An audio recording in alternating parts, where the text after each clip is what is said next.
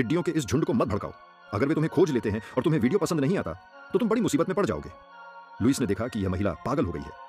टिड्डियों को खिलाने के लिए उसने वास्तव में अगले दरवाजे वाले पड़ोसी के घर से जियो वांग को चारे के रूप में इस्तेमाल किया। जियो वांग की दयनीय चीखें तुरंत टिड्डियों के झुंड से सुनाई दी, मानो कह रही हूं, हालांकि मैं एक कुत्ता हूं, तुम कुत्ते से भी बदतर हो। थोड़ी देर बाद जियो वांग की चीखें गायब हो गई। मां जियो वांग द्वारा छोड़े गए खून के धब्बों से निपट रही थी और उसका बेटा दौड़कर आया। अपने बेटे को पता न चले, इसके लिए मां को जियो वांग के मामले को एक तरफ रखना पड़ा। इस समय मां अब खुद को नहीं निकाल सकती थी। सुबह 3 बजे, यह जानते हुए कि एक कुत्ता टिड्डियों की जरूरतों को पूरा करने के लिए काफी नहीं है, उसने दिन के समय का फायदा उठाया जब कोई भी आसपास नहीं था और उस बूढ़ी काली गाय को मार डाला जिसे पड़ोसी ने 10 साल तक पाला था। जैसे जैसे टिड्डियों की संख्या बढ़ती गई, कुइहुआ का व्यवहार और अधिक पागल होता गया। एक दिन बेटी अपनी मां के कमरे में आई और उसने कई खून से सने कपड़े देखे।